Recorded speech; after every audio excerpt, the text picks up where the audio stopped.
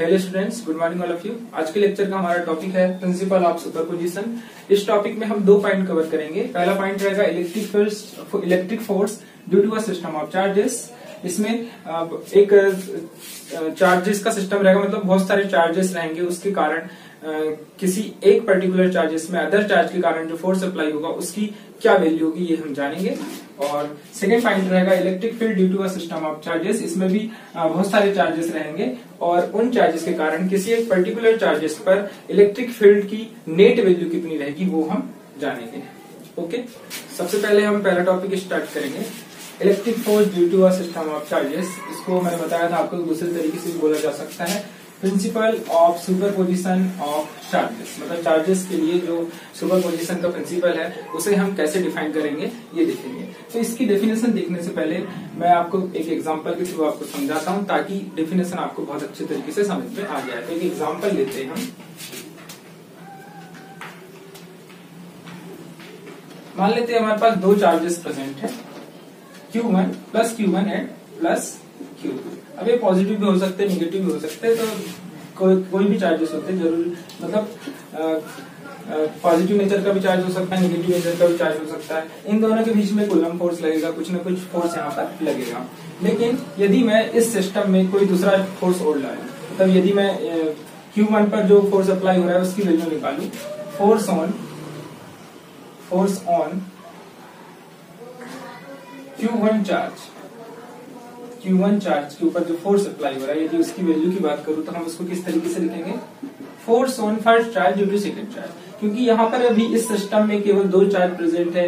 यदि हम Q1 पर जो फोर्स अप्लाई हो रहा है उसकी वैल्यू निकाले तो हम उसको क्या बोलेंगे, force on first charge due to second charge. ठीक है, यहाँ पर हमने मतलब यहाँ पे वेक्टर हमने लगाया क्योंकि फोर्स वेक्टर क्वांटिटी होती है, तो ध्यान रखना है। इसके बाद यदि Q2 पर जो फोर्स अप्लाई हो रहा है उसको यदि मैं निकालू, फोर्स ऑन Q2 चार्ज, यहां से इसका डिस्टेंस मैं ले लेता हूं R, तो इसकी वैल्यू कितनी रहेगी, force on second charge due to first charge. ठीक है, अब यदि मान लो यहां पर इस सिस्टम में मैंने एक और चार्ज ला लिया अलग से, Q3 यहां पर और एक चार्ज ला लिया, कुछ समय बाद Q4 भी ला लिए, तो Q3 और Q4 भी इन पर फोर्स अप्लाई करेंगे। तो यदि हम किसी एक पर्टिकुलर चार्ज पर फोर्स की वैल्यू निकालें, किसी एक पर्टिकुलर चार्ज की के ऊपर जितना फोर्स लग रहा है उसकी वैल्यू यदि मैं निकालूं तो उसको इस तरीके से लिखूंगा, जैसे हम फर्स्ट चार्ज पर जो फोर्स अप्लाई हो रहा है उसकी वैल्यू कैलकुलेट करते हैं। Force on first charge is equal to हो जाएगा force on first charge due to second charge इस पे फोर्स अप्लाई कर रहा है। ठीक है, अब Q3 मैंने लाया तो Q3 भी इस पे फोर्स अप्लाई करेगा, तो उसको हम लिखेंगे force on first charge due to third charge. ठीक है, आ रहा है समझ में। अब Q4 भी चार्ज हमने ला लिया, ये भी Q1 पे फोर्स अप्लाई करेगा, इसको किस तरीके से लिखेंगे, force on plus force on first charge due to fourth charge. ठीक है, और यदि एक और चार्ज में ला लू Qn, मतलब कि बहुत सारे चार्जेस हो, तो हम इसको इस तरीके से लिख सकते हैं, plus dash force on first charge due to n number of charges. ये सारे जो मैंने यहाँ पे फोर्स की वैल्यू लिखा, ये वेक्टर फॉर्म है, vector form of Coulomb's law है, मतलब फोर्स को वेक्टर फॉर्म में लिखा गया है। यदि सेकेंड चार्ज की बात करूं, force on Q2 charge is equal to हो जाएगा force on second charge due to first charge. इस चार्ज की बात कर रहे हैं हम, इस चार्ज में नेट फोर्स की वैल्यू निकाल रहे हैं, कितना नेट फोर्स होगा। तो इस चार्ज पर Q1 फोर्स भी अप्लाई कर रहा है, Q3 भी अप्लाई करेगा, Q4 भी अप्लाई करेगा, और Qn मतलब वो बहुत सारे चार्जेस हो सकते हैं, Qn भी इस पर फोर्स अप्लाई करेगा। तो नेट फोर्स किसके बराबर हो जाएगा, force on second charge due to first charge. ठीक है, फिर force on force on second charge due to third charge भी इस पर अप्लाई करेगा, तो इसको लिखेंगे force on second charge due to third charge. उसी तरीके से फोर्थ चार्ज भी Q2 पर फोर्स अप्लाई करेगा, तो इसको हम लिखेंगे force on second charge due to fourth charge and dash force on second charge due to n number of charges. आ रहा है समझ में।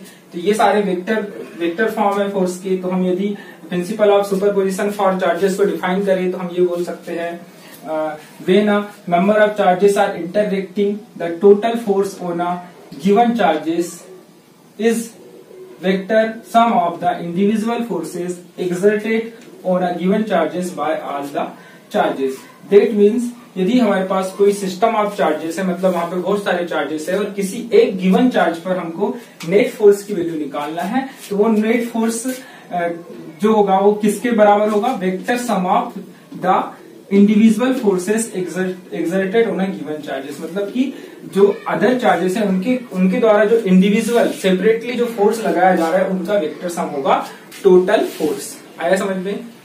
ठीक है, फिर से एक बार एक्सप्लेन कर रहा हूं। जो किसी भी एक यदि हमारे पास सिस्टम ऑफ चार्जेस है, तो उस सिस्टम ऑफ चार्जेस के किसी भी एक पर्टिकुलर चार्ज में यदि हम नेट फोर्स की वैल्यू निकाले, तो the net force on a given charge is equal to the vector sum of the individual forces.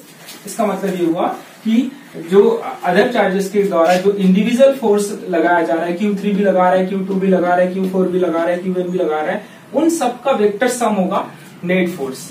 ठीक है, तो इसको हम इस तरीके से लिखेंगे। अब इसको मैं थोड़ा और अच्छी तरीके से समझाता हूं, मतलब इसको हम फार्मूले के थ्रू समझेंगे। तो इसे आप नोट कर लीजिए, फिर मैं आपको फार्मूले के थ्रू एक्सप्लेन करूंगा।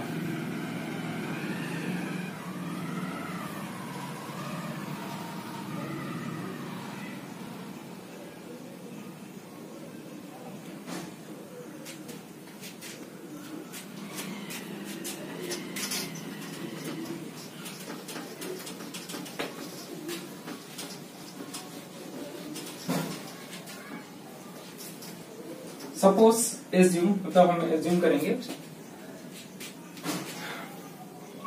अ सिस्टम ऑफ चार्जेस, एक सिस्टम ऑफ चार्जेस है हमारे पास जिसपे बहुत सारे चार्जेस रखे हुए, Q1 है,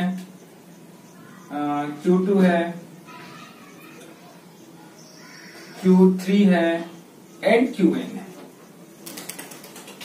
मैं इसका ग्राफिकल रिप्रेजेंटेशन कर रहा हूं क्योंकि हमको वेक्टर फॉर्म चाहिए, मतलब वेक्टर फॉर्म, क्योंकि जो नेट फोर्स रहेगा वो वेक्टर सम होता है, ऑल द जितने भी फोर्सेस रहेंगे उनका वेक्टर सम होता है, इसलिए यहाँ पे मैं इसका वेक्टर रिप्रेजेंटेशन करने वाला हूँ। तो ये एक्स एक्सिस हो गई, ये वाई एक्सिस और ये जेड एक्सिस। अब यहाँ पे ध्यान से देखिएगा, ये ओरिजिन है, इस ओरिजिन से Q1 का पोजीशन वेक्टर हम मान लेते हैं R1, वेक्टर R1, Q2 का पोजीशन वेक्टर हम मान लेते हैं वेक्टर R2, Q3 का हम मान लेते हैं वेक्टर R3 और Q4 का हम मान लेते हैं, सॉरी Qn का हम मान लेते हैं वेक्टर Rn। ठीक है, अब जितने भी यदि हम Q1 चार्ज पर फोर्स निकाले, Q1 चार्ज पर कितना फोर्स लग रहा है टोटल फोर्स, यदि उसकी वैल्यू हम कैलकुलेट करें तो Q2 भी इस पर फोर्स अप्लाई करेगा इस डायरेक्शन में, कोई भी एक डायरेक्शन अपन ले लो। मैंने इसको इस डायरेक्शन में लिया, मतलब क्योंकि हमको यहाँ पे वेक्टर की जरूरत पड़ेगी, क्योंकि यहाँ पे वेक्टर सम करेंगे तो एक वेक्टर की जरूरत पड़ेगी, तो मैंने इस डायरेक्शन में वेक्टर लिया। तो इस डायरेक्शन का वेक्टर क्या हो जाएगा? फाइनल पोजीशन Q1 की होगी, मतलब फोर्स इस डायरेक्शन में लिया हूं, इस डायरेक्शन में यदि हम वेक्टर निकाले तो वेक्टर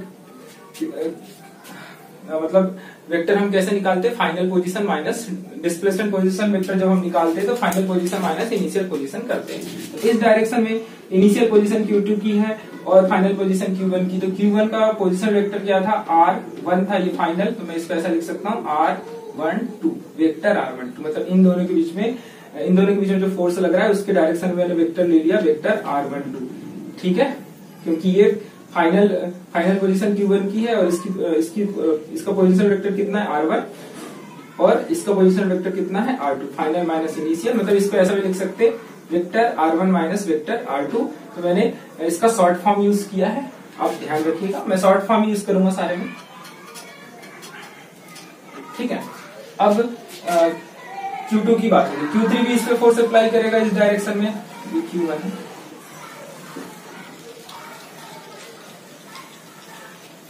Q3 भी इस पर फोर्स अप्लाई करेगा, तो इसका वेक्टर हम क्या मान लेते हैं? वेक्टर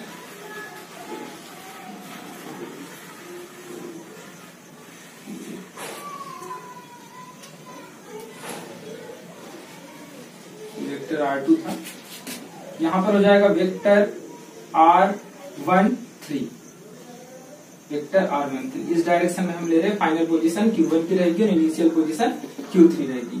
तो क्या हो जाएगा, वेक्टर R13। ठीक है। अब Q4 का निकाल लेते हैं, सॉरी Qn का निकाल लेते हैं। Qn के लिए हमने ये ले लिए Qn इस डायरेक्शन में, तो इसका वेक्टर क्या हो जाएगा, वेक्टर R1n। ठीक। अब यहां पर हम नेट फोर्स निकालेंगे। Net force on charge Q1 पर नेट फोर्स कितना होगा, force on first charge due to other charges. ठीक है, F1 लिख दिया मैंने इसको शॉर्ट में, force on first charge due to other charge के कारण, मतलब नेट फोर्स हमको निकालना है। तो net force on first charge is equal to हो जाएगा vector sum of force on first charge due to second charge and force on first charge due to third charge and force on first charge due to fourth charge plus is force on first charge due to n number of charge. इसी मैंने formula पहले भी आपको बताया था। अब यहाँ पर हम सबका फार्मूला रख देंगे। तो force on first charge equal to हो जाएगा, यहाँ पे फार्मूला अप्लाई करेंगे K Q1 Q2, क्योंकि कौन से चार्ज के बीच में लग रहा है, F12 Q1 एंड Q2 के बीच में लग रहा है।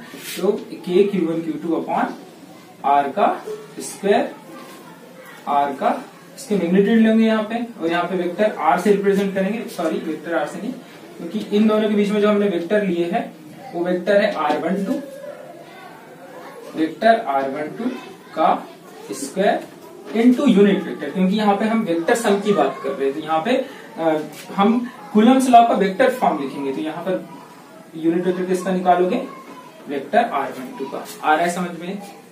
ठीक है। यदि कहीं कुछ डाउट होता है तो कमेंट कीजिएगा।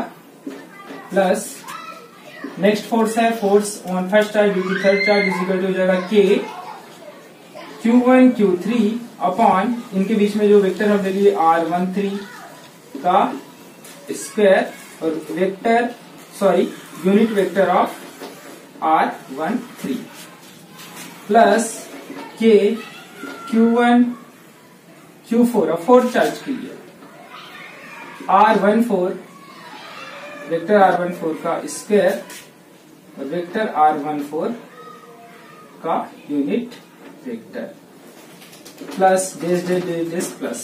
ठीक है। अब जो लास्ट नंबर का जो हमने इन नंबर ऑफ चार्जेस यहाँ पे लिए, तो ये हो जाएगा K Q1 Qn divide by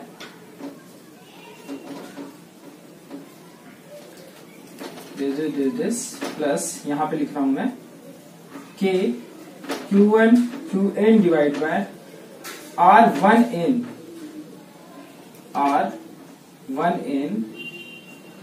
का स्क्वायर, और यहाँ पे यूनिट वेक्टर का मल्टीप्लाई करेंगे R1n का यूनिट वेक्टर। ठीक। If net force equal to, आगे इसको हम सॉल्व करेंगे। K को हमने कॉमन निकाल दी, मैं शॉर्ट में कर रहा हूँ, थोड़ा सा ध्यान से समझिएगा।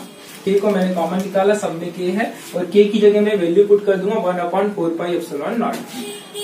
K की जगह मैंने वैल्यू रख दिया यहाँ पे 1/4πε0, क्योंकि K की वैल्यू कितनी होती है 1/4πε0। ये हमने कॉमन निकाले, क्या बचेगा अंदर Q1 Q2 अपॉन R12 का स्क्वायर। अब यहाँ पे मैंने क्यूब लिख रहा हूँ, यहाँ पे आप ध्यान दीजिएगा मैंने क्यूब क्यों लिखा, क्योंकि इस यूनिट वेक्टर को जब हम हटाएंगे, मतलब यूनिट वेक्टर का जब हम फार्मूला यूज करेंगे, तो वेक्टर R12 का फार्मूला होगा vector R12 divide by magnitude of vector R12। ठीक है। इसको जब मैं यहाँ पर पुट करूंगा, तो यहाँ पर वेक्टर R12 है, नीचे आ जाएगा वेक्टर R12। ठीक है। और यहाँ पर वेक्टर R12 का स्क्वायर है, तो पावर कितनी हो जाएगी, ये और इसकी पावर दोनों मल्टीप्लाई हो जाएगी, मतलब दोनों ऐड हो जाएगी, ये दोनों मल्टीप्लाई होंगे, दोनों साथ में सेम वेक्टर है, पावर क्या हो जाएगी, ऐड हो जाएगी। ठीक है। यहाँ पर आ जाएगा वेक्टर R12 का क्यूब, और ये बचेगा, ये बच रहा है, यहाँ पर आ जाएगा वेक्टर R12। ठीक है। प्लस Q1 Q3 यहाँ पर भी सेम कंडीशन होगी, वेक्टर R13 का क्यूब हो जाएगा, क्योंकि यूनिट वेक्टर की जगह हम ये वाला फार्मूला यूज करेंगे। यहाँ पे वेक्टर R13 रहेगा, यहाँ पर भी वेक्टर R13, यहाँ पे भी वेक्टर R13, यहाँ पे हो जाएगा वेक्टर R13 का unit vector, sorry unit vector हटा दिए हैं, वेक्टर R13 प्लस इसको मैं नहीं लिख रहा हूँ, ठीक है, इसको नहीं भी लिखेंगे तो चलेगा, मतलब एक चार्ज, क्योंकि हम इन नंबर ऑफ चार्जेस की बात कर रहे हैं इसलिए इसको नहीं भी लिखेंगे तो भी चलेगा, क्योंकि बहुत सारे चार्जेस हैं वहां पे। तो मैं सीधे लास्ट वाला लिखूंगा, plus Q1 Qn divide by R1n का क्यूब और वेक्टर R1n। तो ये जो फार्मूला हमारे पास बना है यहां से यहां तक, ये हो गया vector sum of all the forces. जितने भी चार्जेस रहेंगे उनके द्वारा किसी पर्टिकुलर चार्जेस पे जो फोर्स की वैल्यू होगी वो वेक्टर सम होगी। मतलब इस तरीके से हम फोर्स की वैल्यू कैलकुलेट करेंगे, नेट फोर्स की वैल्यू कैलकुलेट करेंगे। तो आपको प्रिंसिपल ऑफ सुपरपोजिशन समझ में आ गया होगा। प्रिंसिपल ऑफ सुपरपोजिशन का यूज किया जाता है, मतलब इसका एप्लीकेशन होता है, मतलब हमको आगे की क्लासेस में इसके न्यूमेरिकल भी करना है, और जो कि एग्जाम के पॉइंट ऑफ व्यू से बहुत ज्यादा इंपॉर्टेंस होते हैं, इसके न्यूमेरिकल आते हैं प्रिंसिपल ऑफ सुपरपोजिशन पर बेसिस, ठीक है। और इसके बाद नेक्स्ट टॉपिक हम स्टार्ट करेंगे, electric field due to a system of charges. Next topic रहेगा, इसे आप नोट कर लीजिए।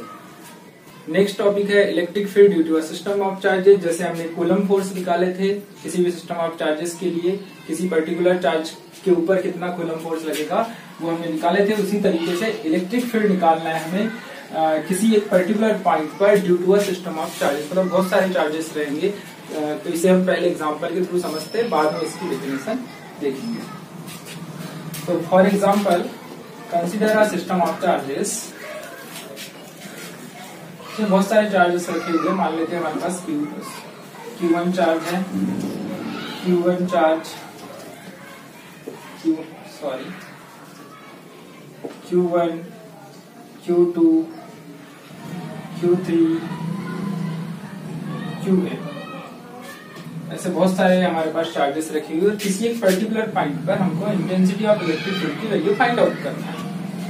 तो मान लेते हैं कि सारे चार्जेस पॉजिटिव है, तो इंटेंसिटी ऑफ इलेक्ट्रिक फील्ड का डायरेक्शन क्या रहेगा? पॉजिटिव चार्ज के लिए इलेक्ट्रिक फील्ड का डायरेक्शन हमेशा आउटवर्ड रहता है, मैंने आपको बताया था, और नेगेटिव चार्ज के लिए इंटेंसिटी ऑफ इलेक्ट्रिक फील्ड का डायरेक्शन इनवर्ड रहता है। हमने चारों चार्ज पॉजिटिव लिए है। ये हो गया इंटेंसिटी ऑफ इलेक्ट्रिक फील्ड का direction due to charge Q1। इसे हम इस पर्टिकुलर पॉइंट पे हम इलेक्ट्रिक फील्ड की वैल्यू निकाल रहे हैं, नेट इलेक्ट्रिक फील्ड नेट, ठीक है। तो ये Q1 के कारण इलेक्ट्रिक फील्ड का डायरेक्शन ये रहा, Q2 के कारण हम इसको इस डायरेक्शन में ले लेते हैं,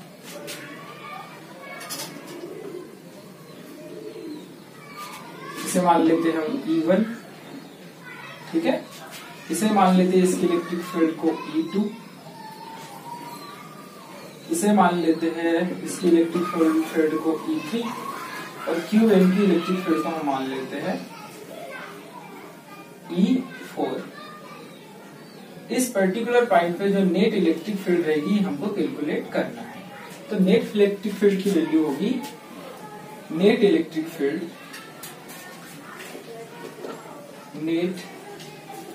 field at a point P, इस P पॉइंट है, इस P पॉइंट पर हम नेट इलेक्ट्रिक फील्ड की वैल्यू कैलकुलेट कर रहे हैं। तो नेट इलेक्ट्रिक फील्ड की वैल्यू हो जाएगी electric field due to first charge, मतलब it is net electric field is equal to the sum of electric field due to a first charge, electric field due to a second charge, electric field due to a third charge, and electric field due to a n number of charges. जितने charges रहेंगे उन सबका vector sum हो जाएगी electric field. मतलब यदि हम electric field due to a system of charge को डिफाइन करें तो हम इसे इस तरीके से डिफाइन करेंगे, the net electric field at a point is equal to the vector sum of all individual electric field, ये इलेक्ट्रिक फील्ड है, due to all other charges on that point.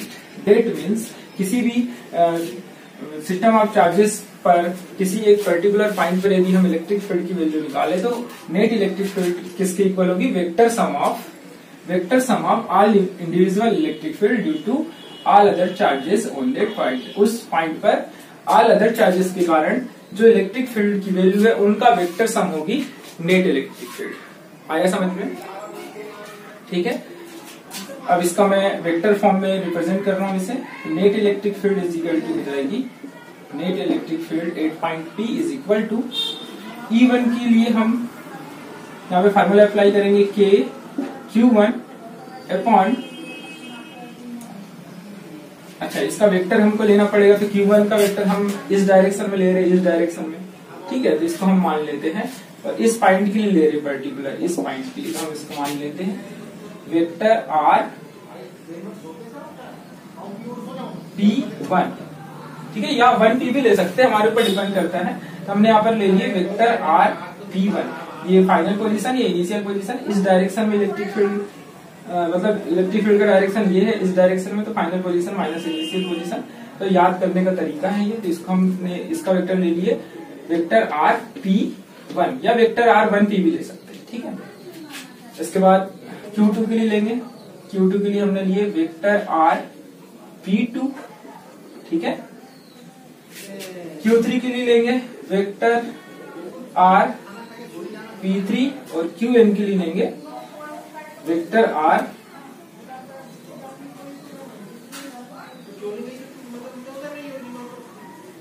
Vector R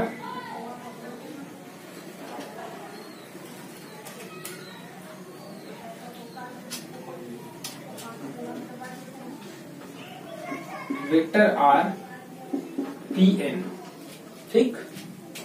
अब यहां पर हम रख रहे हैं वेक्टर, यहां पर R की जगह क्या किससे रिप्लेस कर देंगे, वेक्टर R P1 से इसे रिप्लेस कर देंगे का स्क्वायर, और साथ में यूनिट वेक्टर लिखते हैं, ये मैंने आपको बताया था,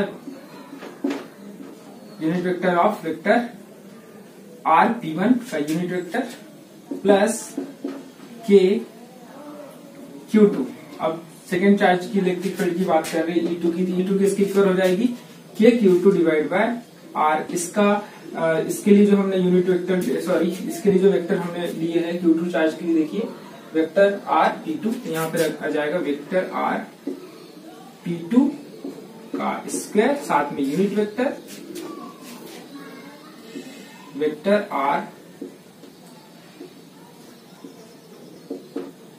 P2 प्लस E3 की वैल्यू भी लिखेंगे, पर मैं E3 की वैल्यू नहीं लिख रहा हूं यहाँ पे क्योंकि n नंबर ऑफ चार्जेस की बात हो रही है, तो इसको नहीं भी लिखेंगे तो चलेगा, मैं डायरेक्ट इसकी वैल्यू लिखूंगा first plus dash plus K Qn divide by R। Qn charges के लिए हमने वेक्टर क्या लिए, वेक्टर RPn, वेक्टर RPn का स्क्वायर, और यहाँ पे यूनिट वेक्टर लग जाएगा वेक्टर R, ठीक है। यहाँ तक समझ में आया? यदि कोई भी प्रॉब्लम जाती, क्योंकि ये यहाँ पर हम वेक्टर फॉर्म का यूज कर रहे हैं इसलिए कंफ्यूजन हो सकता है, इसलिए कोई भी यदि प्रॉब्लम जाती तो प्लीज आप कमेंट कीजिएगा, मैं फिर से आपको ये टॉपिक एक्सप्लेन करूंगा। नेक्स्ट है मतलब इसके आगे की स्टेप, नेक्स्ट स्टेप K को हम कॉमन निकालेंगे, K को कॉमन निकाल लिए, net is equal to K common, K की वैल्यू रख दो कॉमन निकाल के, K की वैल्यू कितनी होती है 1/4πε0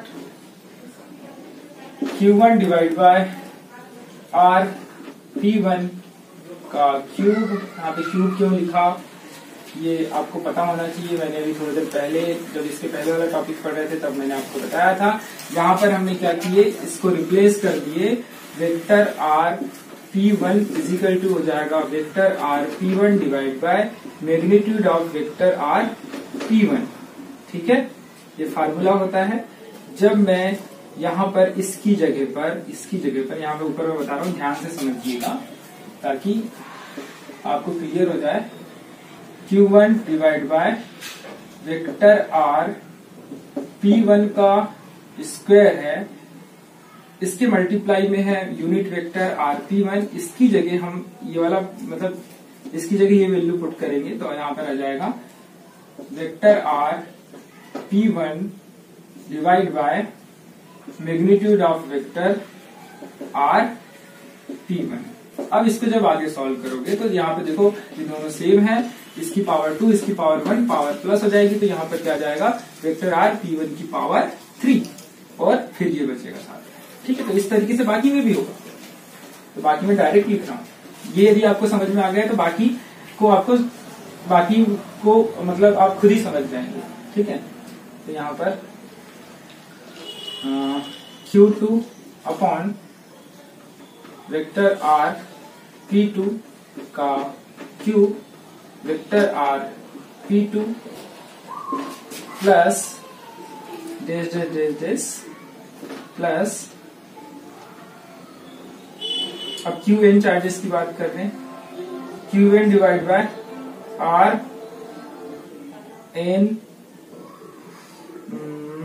rpn का Q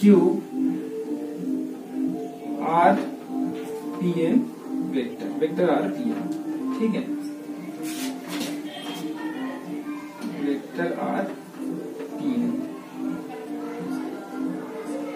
ये आपका वेक्टर फॉर्म आ गया। नेट इलेक्ट्रिक फील्ड को जब हम कैलकुलेट करेंगे तो इस तरीके से सबका सारे जितने भी इलेक्ट्रिक फील्ड है सबका सम किया जाता है। ठीक है, तो आज की क्लास हम यहीं पे एंड करते हैं। यदि कोई भी प्रॉब्लम आपको जा रही है तो प्लीज आप कमेंट कीजिए, मैं आपको फिर से एक्सप्लेन करूंगा।